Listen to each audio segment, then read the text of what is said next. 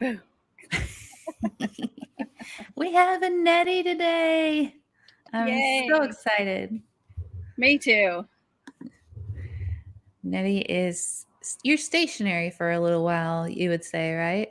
Yep. Yeah. Stationary for a little bit and have good internet at the time, so that's always great. Being able to come on live. Yeah.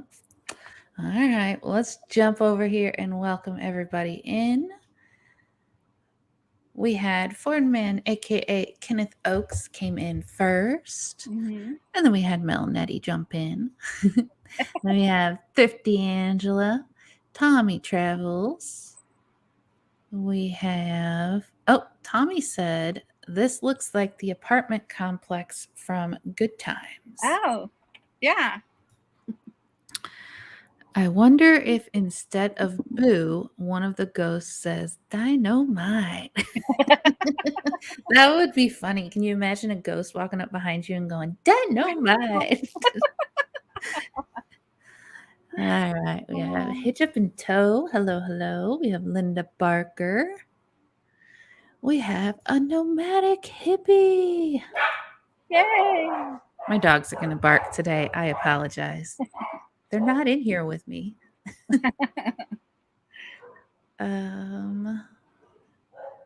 Scrolling. I think I said Linda Barker. Happy Place Camping. Hello and welcome in. I want a moped like Happy Place Camping has. Yeah, that looks pretty cool. That looks really fun. Uh-huh. All right. Let me see. Hitman, hello. So good to see you. I haven't seen you in a while. Thanks for coming in. All right. Shall we get into the House of Death? Yes. And I'm going to try to put it on the screen like I used to. But if we freeze everybody, just give me some time and I'm going to pull it down and then do it like I did it the last 2 weeks. But I am going to try to do it the other way because it's so hard for me to see all the screens if I don't do it that way. So everybody bear with me. We're going to try this way first. Fingers crossed we don't freeze. All right. Hi, Buckeye Kitty. All righty. House of Death. It looks creepy. It does, right? It does. It looks very creepy. I'll let you go first. Okay. When a property is deemed the house of death, you know there's bound to be at least one gut-wrenching story attached to it. Happy Place said, I love that old building. All right. I like old buildings, but that one definitely looks spooky. Yeah, it does. How a Greenwich Village brownstone became known as House of Death. House of Death. Dum, dum, dum. Look, the trees are dead. I know. That is a doornail. Them are the type of trees that if you're walking through the forest, they reach out and grab the back of your shirt. I know. They grab you and you take off running without your jacket. Yep. Them are the type of trees you cross the street so you don't get anywhere near them. Yeah. Built in 1856 on West 10th Street in Greenwich Village, what is known as the House of Death has at one time or another housed many of the city's bright and beautiful. Happy Place said, yeah, the dead trees might be a bad sign.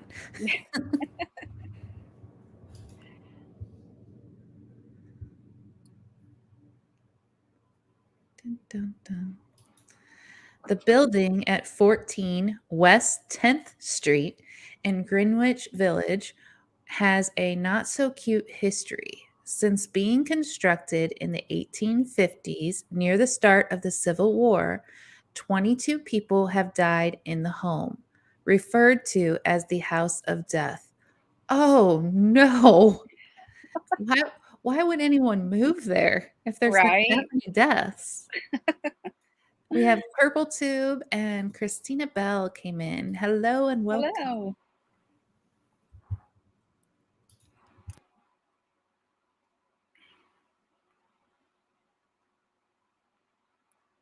Residents have reported sightings of the spirit of Samuel Clemens, aka Mark Twain, who lived at the building between 1900 and 1901, and other bone chilling ghosts who have haunted the Greenwich Village block for over a century. Okay, maybe if Mark Twain's there, maybe I do want to meet Mark Twain. I don't Yeah. know. Tell me a story. He's pretty famous. Uh-huh. Happy Place said, yeah, think I'd pass on living there. Might be fun to explore though. If you could have a chance to talk to Mark Twain, that would be a pretty cool exploration. Mm-hmm. Yeah. Mm-hmm. It is a pretty building, but again, look at the tree. And I was looking at the window on the second Right floor. here. Oh, you can't see my thing. Yeah, right above the lamppost. Yeah. I was like, what is that there? I was trying to figure that out. It does look like a I think it's a shadow, but it does look like a ghostly figure. Yeah.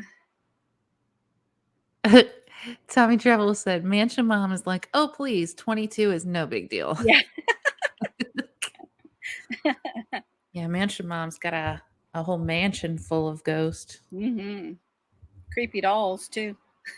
Dolls that move on their own. Oh. Right. Located near Washington Square Park, number 14 was home to many NYC bigwigs, including the wife of James Borman Johnson, who founded the Metropolitan Underground Railroad. Twain, who only lived in the home for 1 year and died in Connecticut, is said to still haunt the home. Yeah. Ooh. Happy Place said the dolls are creepier than the ghost. I agree. Yeah, when them dolls start moving on their own, Mm-hmm. no, thank you. Sightings of the author in a white suit have been reported on the first. In the 1930s, a mother and daughter said they saw a ghost resembling Twain sitting near a window. Allegedly, the spirit said, "My name is Clemens and I has a problem here I gotta settle." That's a whole damn sentence. Right? It's not like he just said boo. He said, my name is Clemens and I have a problem here to settle. Can you imagine a ghost talking to you that long? No. That's Like, enough what time for me problem? to run from the room. Right? Oh boy.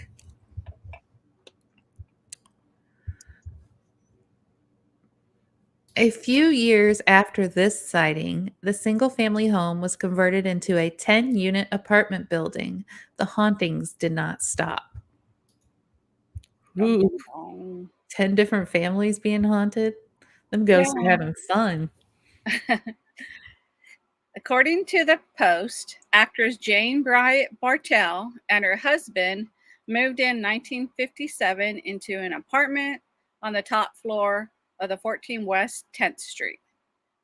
Almost immediately, Bartell felt a monstrous moving shadow that loomed up behind her.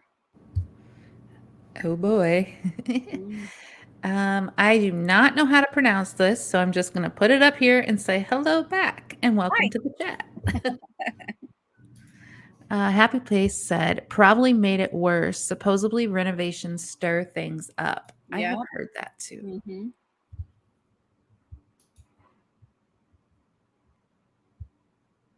I can't believe a ghost said a whole dang sentence, though. That's I know. unreal. In a memoir published years after she left the home, Bartell wrote about feeling a brush against the back of her neck. That was the trees. Sorry. Bartell wrote about a feeling a brush against the back of her neck and smelling a rotting odor throughout her apartment. Nope. I'd be out on the rotting odor. No. Yeah. That is not good.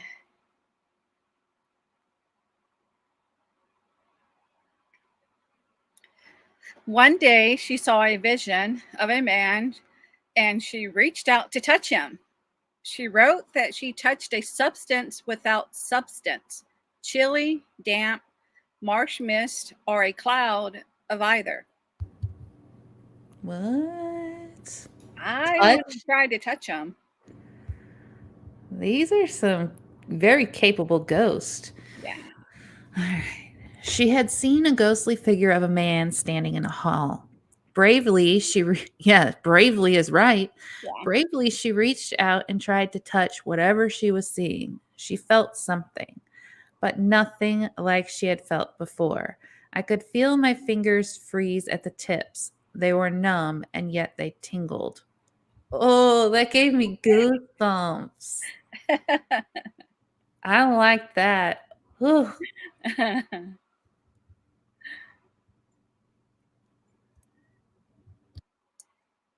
In the split second between contact and recoil, the scent came. This unusual scent was not the only odd and bitter scents the Bottrell family reported smelling during their time at the House of Death. They said, nope, nope, nope. Noperino. Hippie said, substance without substances is like cotton candy. Yeah, except for her fingers got cold. Yeah. No, thank you. Food not purchased by them and already rotting would suddenly appear at the table. Oh no. Appearing food? Okay, first we have a man that's saying whole sentences. Now we have food that's rotting appearing out of nowhere. Mm-hmm.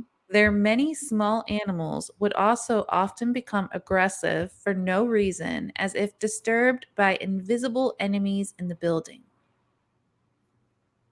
Oh boy, Pretty creepy. creepy. Mm-hmm.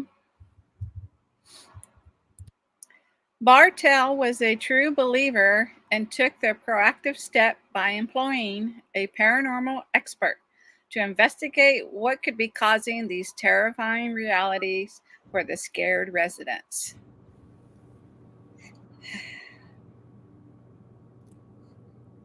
Bartell and her husband called a paranormal expert and a medium to investigate. The medium felt something, or many things. Dead under the floorboards, possibly a young girl, an aborted child, a small gray cat. After unsuccessfully cleansing the home of any nasty spirits, the couple left the home. Oh, I'm gone. see you later. Hitch up and toe said, my kids think food just appears on the table. Linda Barker said, what small animals? I'm guessing if they had like small dogs or cats that Mm-hmm. they would freak out. If there is a small cat ghost there, that would explain that, I guess. Right. Yeah.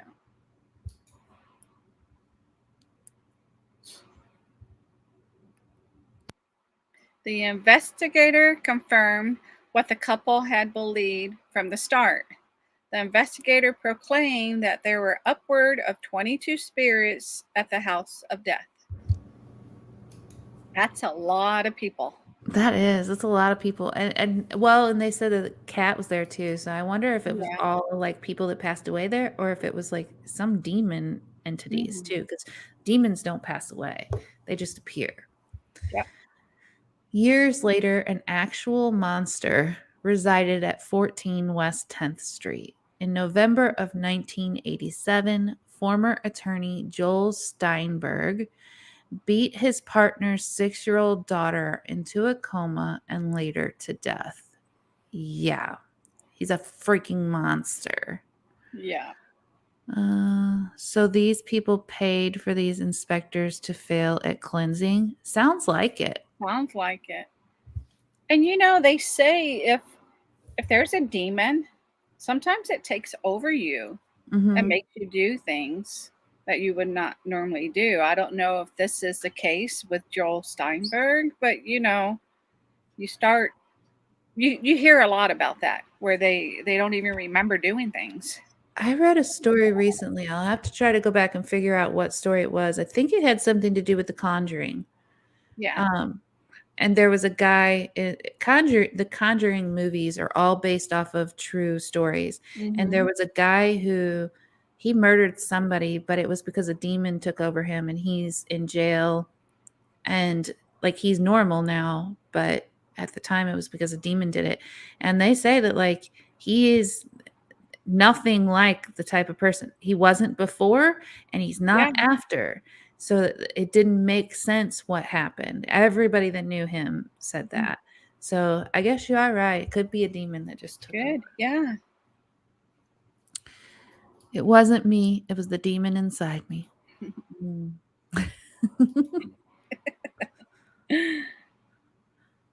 I'd be upset about the failed cleansings, though. Oh, yeah. Murder of Lisa Steinberg. Oh, she's so cute. I know. Little chubby cheeks. The House of Terror. Lawyer and lover. Oh, I'm so sorry. My phone's loud. I apologize. Let me mute that. Mute. Oracles and Beyond, thank you so much for sharing us out. I appreciate that. The House of Terror, lawyer and lover held in child abuse. The lawyer and the okay. Yeah.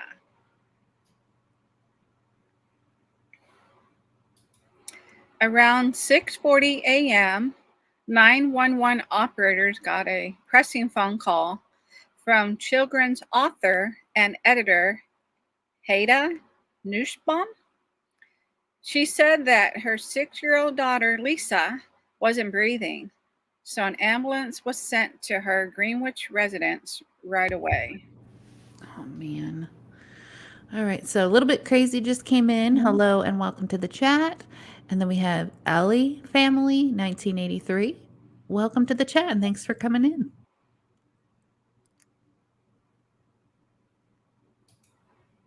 Potato soup sounds good.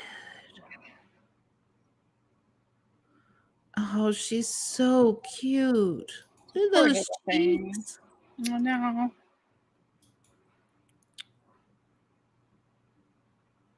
When the paramedics arrived, they were greeted by a very disturbing scene. They found Lisa lying naked and unresponsive on the kitchen floor, and her brother, Mitchell, tied to a playpen and soaked in his own urine. Oh, Crazy. Hey, Ozark Pathfinders. Welcome in. Thanks for coming.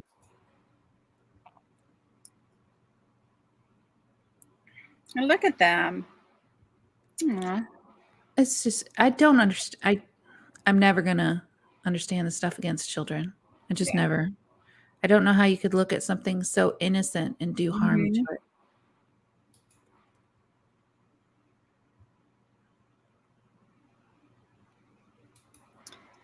Hedda herself was covered with bruises and had several broken bones. Investigators also discovered marijuana, cocaine, hash, and over 20 crack pipes and $25,000 in cash at the apartment. That says over 20 crack pipes. There's 22 ghosts. Was he supplying crack to the ghost in the house? I'm just saying. I don't know. They're crazy. That's a lot of mixed drugs, though. That's a lot. Yeah. That doesn't sound like a demon. That sounds like a drug binge gone wrong. Paramedics were regrettably unable to revive Lisa on their way to the hospital. Later, her autopsy revealed the cause of her death was repeated blunt force trauma to the skull. Man, that's just sad. I don't get. I don't get it. I don't. How can you look at something so innocent and hurt it? Now, when I saw her marker, it says at the bottom, beloved daughter of Kevin. and Michelle. Mm-hmm. Now, the people we're talking about are not Kevin and Michelle. Huh. Yeah, that's what I thought as well. So I went a little bit deeper to find out, okay, if these are her parents, why are they with Hedda, which is apparently her mom? Was she And adopted? yeah, this is what we're going to see what's coming up next. Oh, that makes it 1,000 times worse. Exactly. It's There's bad to begin with, but a twist to it right here. It says because weak people attack those that are physically weaker than them. At least that's what it seems from a lot of these horrible stories. Yeah. I could not agree more with that. I just wish that people, I don't know. I don't know. I will never be able to think like a criminal or like these murderers. I just won't. My brain is so wired so much differently. Blunt force trauma is the name of the heavy metal band that I'm starting. Tommy. Oh man. Oh man. They gave her up for adoption and then oh man. All right. Lisa was born on May 14th, 1981, at Beekman Downtown Hospital in Lower Manhattan. She was the daughter of Michelle Launders, 19, and a 20-year-old college student unable to provide financial support. Opposed to having an abortion, Michelle visited a physician sympathetic to her plight. He made arrangements for the baby to be adopted. Through the doctor, Michelle met Joel Steinberg, introduced to her as a lawyer who handled many adoptions. Yep. Jeez Louise. You think you're giving your child a good life. Yeah. Now, Steinberg told Michelle that he would do his best to find a suitable couple for her baby and assure her that the child would have a good life, better than any she could ever hope to provide. This was important to Michelle because even though she had chosen to relinquish her baby, she wanted the child to have a comfortable life. When the baby was born, Joe Steinberg had Michelle sign some documents. That was the last day Michelle saw her baby alive. Man. Oh, you think you're giving him a good life?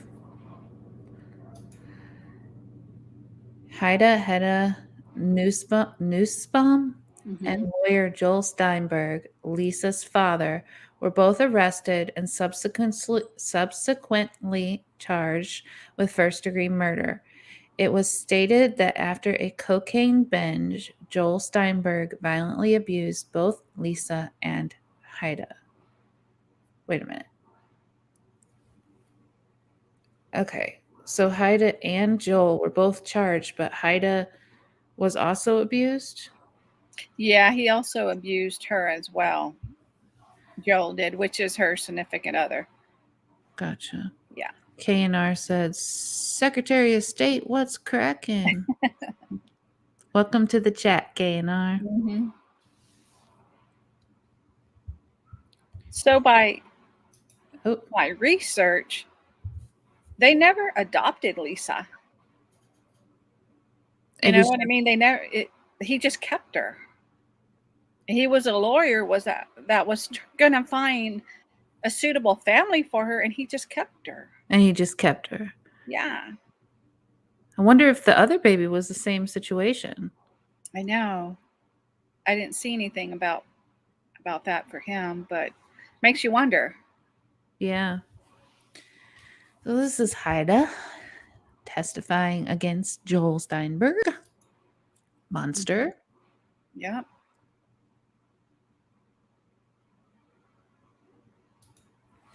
Haida avoided a charge in exchange for the testimony against Joe Steinberg. A jury found him guilty of manslaughter in the second degree and sentenced him a term in jail. Upon his release in 2004, Joe Steinberg left the law behind and took construction jobs.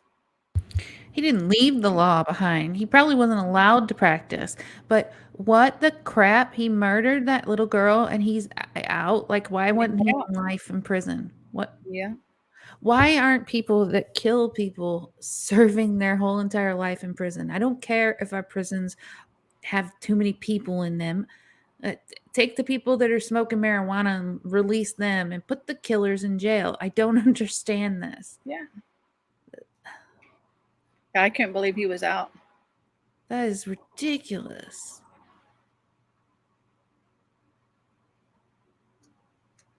Or death penalty. You're right, Kane. Or death penalty. Mm-hmm. Joel Steinberg in Harlem, New York City after his parole. Ugh. Disgusting. I believe he was disbarred. Happy Place said. Yeah, he probably was. Yeah. I vaguely remember this case. It made news. Mm-hmm. He probably had connections.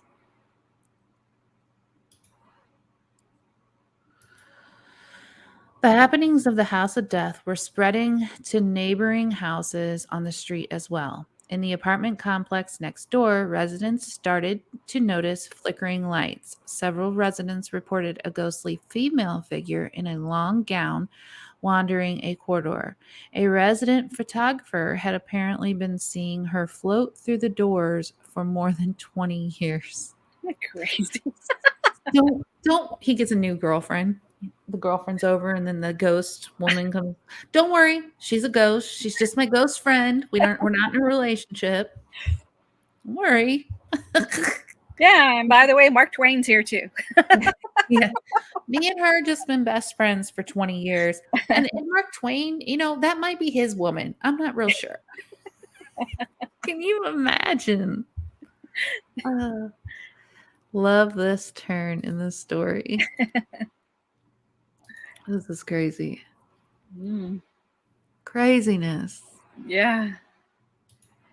The house itself is still elegant, well proportioned, and gives no clues as to the accumulated terror within. I'm sorry, the dead trees out front give a huge clue that the place is creepy. Yeah, grabbing you when you're outside. You're not leaving this house. The classic brownstone near the beautiful Washington Square in Greenwich Village echoes with sad, frightening stories revolving around the many people who have left a part of their souls in the fabric of the building.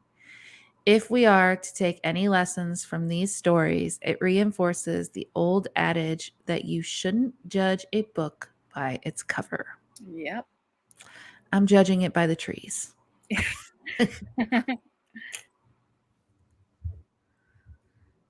Oh, man.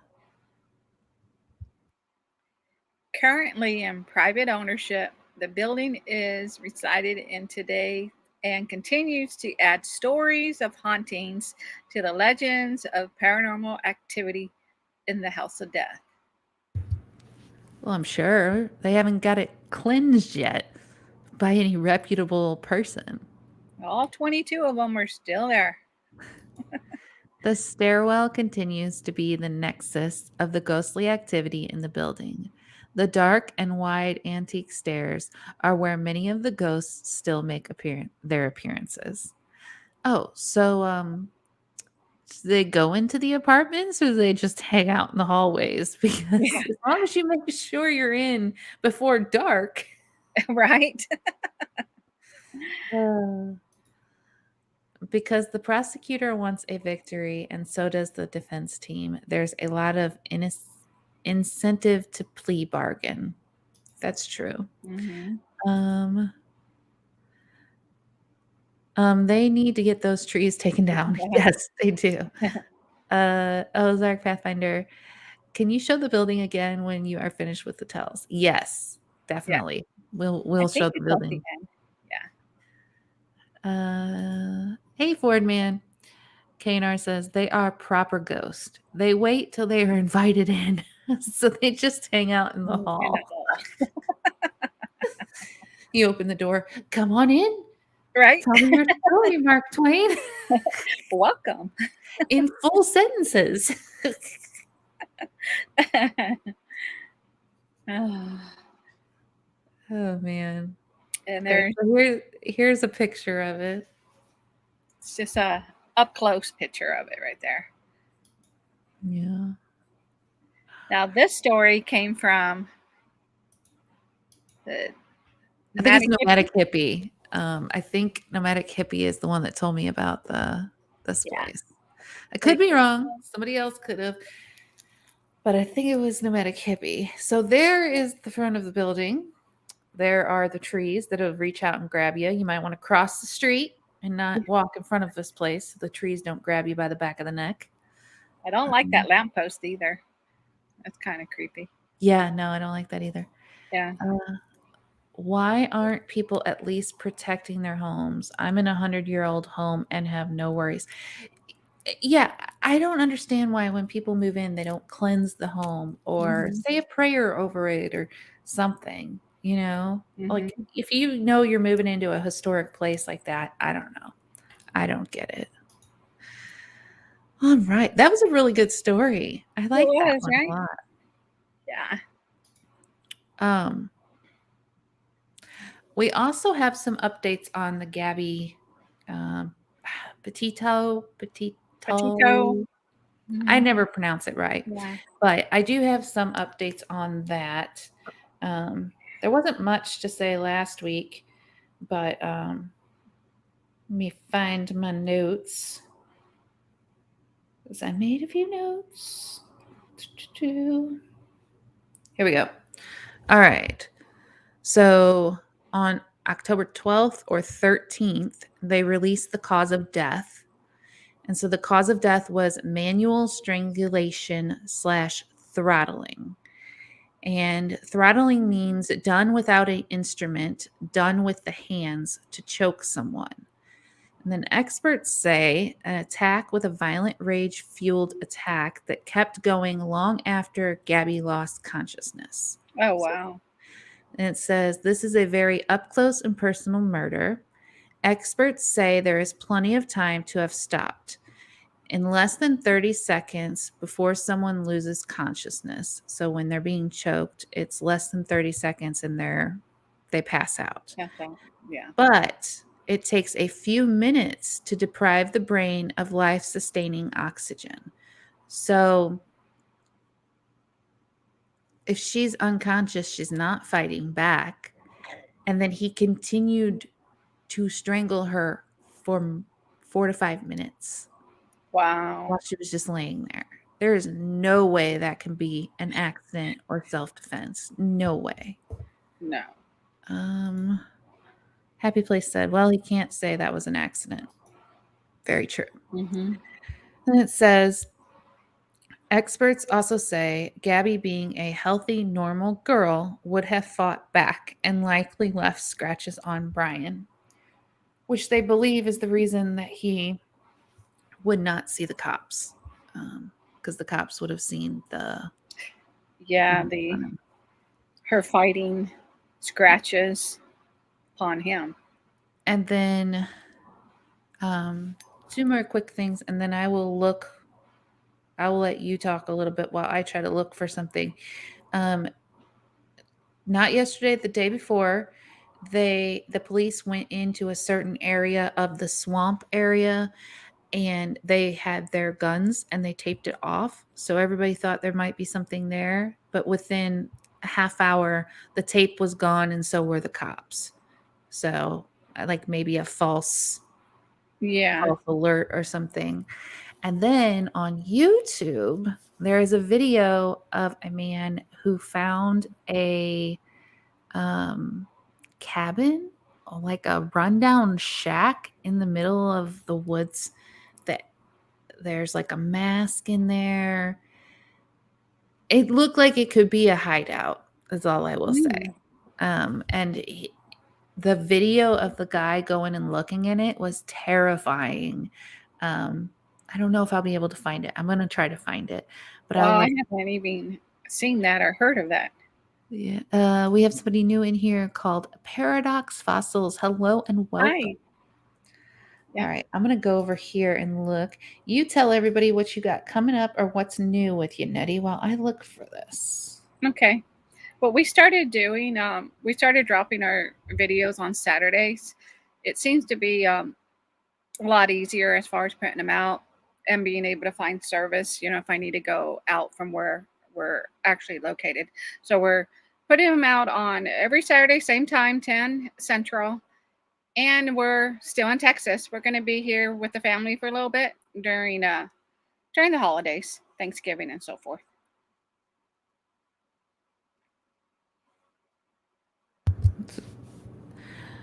So you'll be with the family for Thanksgiving then, huh? Yeah. Oh, I don't know if I'm going to be able to find this. I might have to download it next time because there is a ton of these videos called Oh, His wow. Hideout. Okay. But this isn't funny, but it is funny.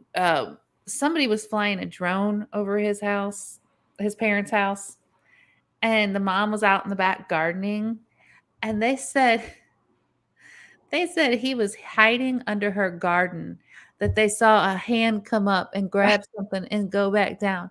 And so like this is you can Google it or YouTube it. It's all over the place. Like Oh, wow. people actually sort of believed that and they like zoom in and show something moving. And eventually somebody said it was just a leaf that blew that looked like a hand. Can you imagine if there was an underground bunker and a little place for him to talk through and he was hiding in his parents' backyard? Oh my God, that'd be so crazy. Yeah. It's the most ridiculous one I heard yet, but I'm going to have to look for that video. Okay. I watched it on somebody else's video, so it's not in my history. But they were saying that they said that the shack was a serial killer's shack, that the serial killer hid out in this shack, and they thought maybe Brian was then too hanging out there. But the guy who's going and videotaping and looking at it, if you think about it, if Brian was hanging out there and this guy's walking in there looking, like he's Yeah. risking his life. It's terrifying to Yeah. watch. I just want to see what they're going to do about his parents. You know what I mean? Yeah, I don't know. That's just crazy. As I far think as, they say we all went camping and then they come back and he's no longer there. And it's just, Well, what about the sister? The yeah. sister lied on a interview saying she never saw her brother at all. Never saw the brother. And then it turns out she went camping with them. Yeah. How can you lie to the police like that and get away with it? Let me go up here. I saw something. Hey, Lucky Dog Productions moderator Sue, welcome in. Active rage, yes, definitely an active rage. Yeah. Okay, Tommy Travels said, "I'm surprised nobody has his jogger to find a jogger to find this guy. Joggers find everything."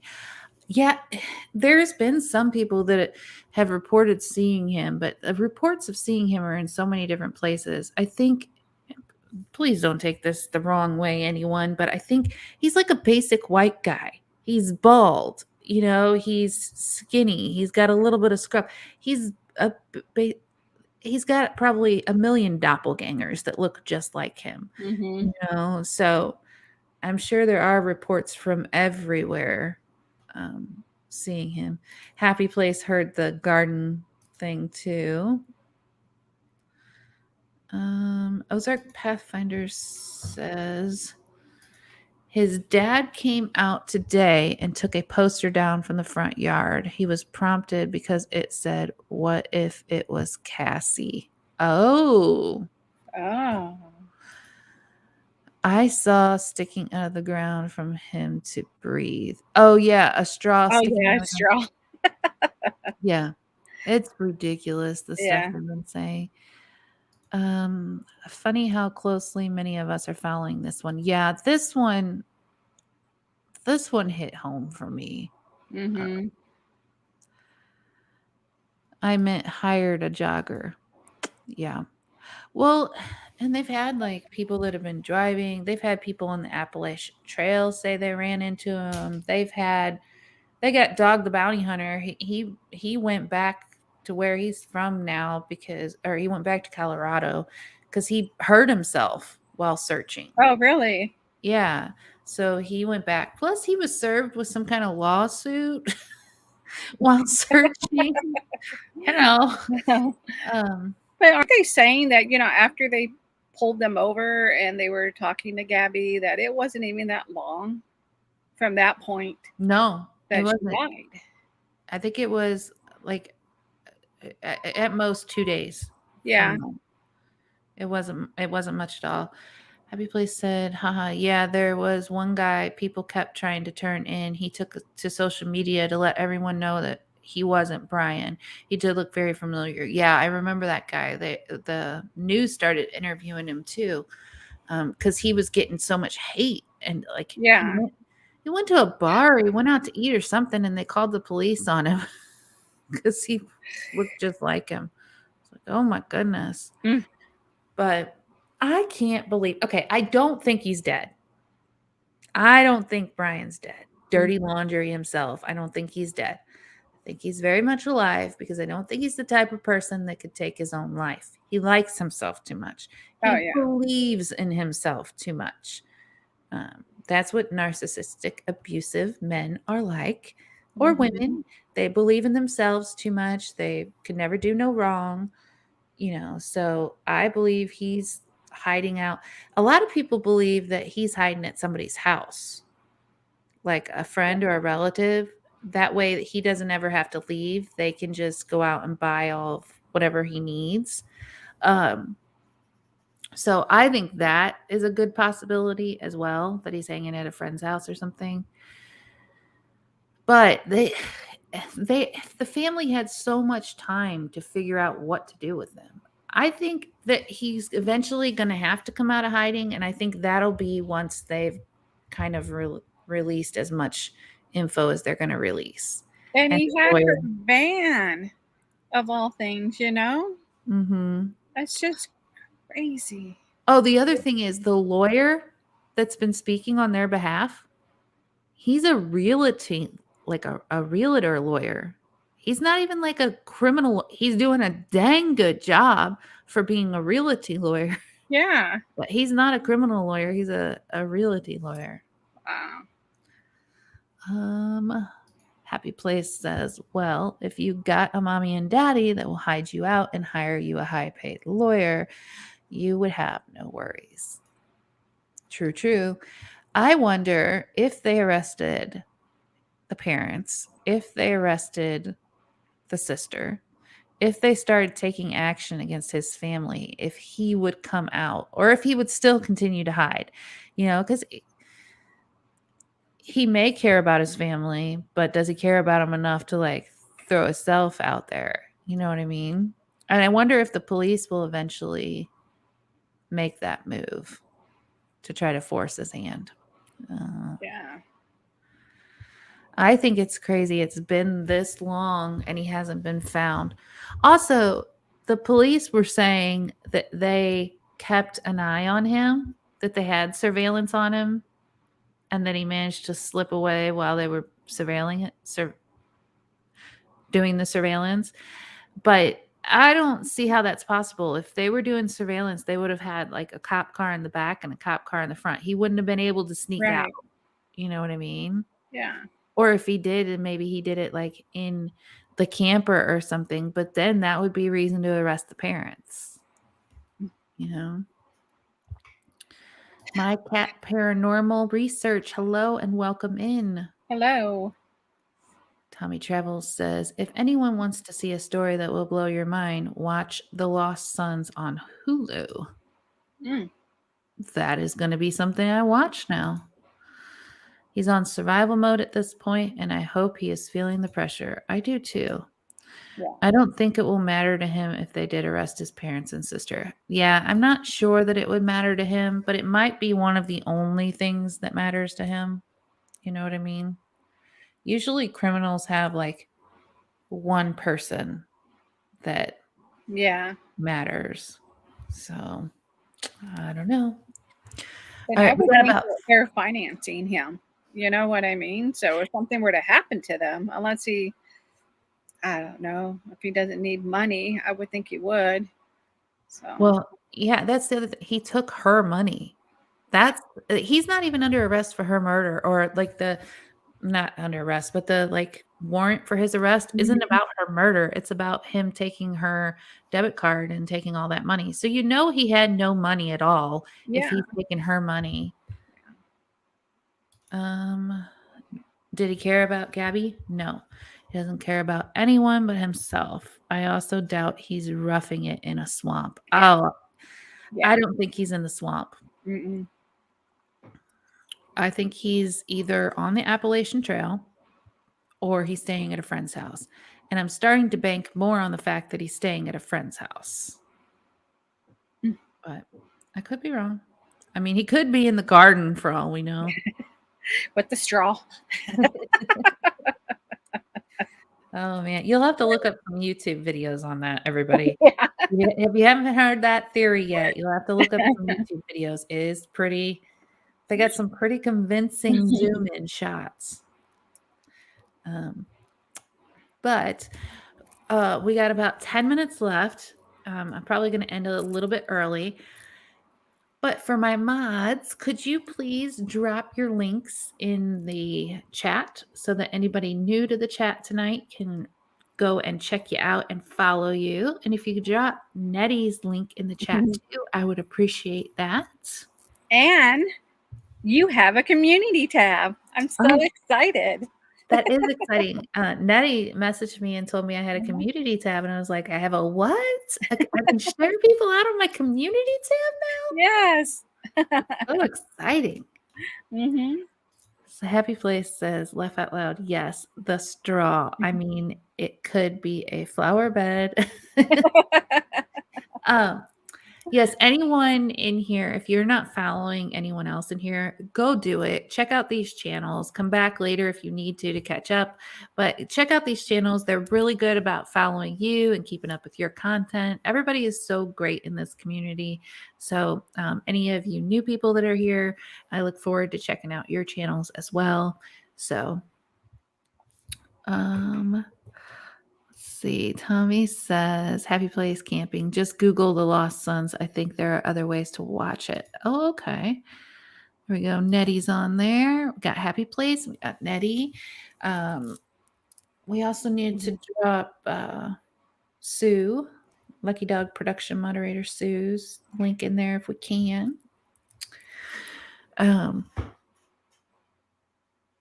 Oh, I have a funny little something. So I decided I was going to try to do vlogs a little bit more, make a few little videos here and there. Mm-hmm. So this week, I have tried every day to film a day in my life.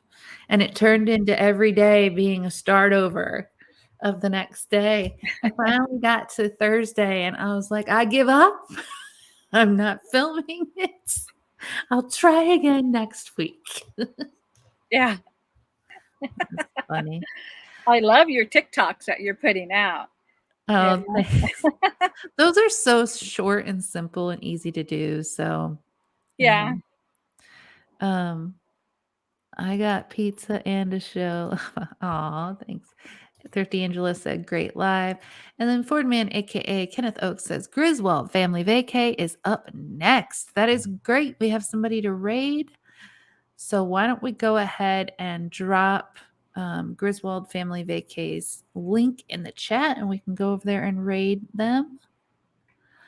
Great stream tonight, girls. Thumbs up. Thank you. Oh, thank you. Thank you very much. All right, I'll wait till we get that link dropped in here.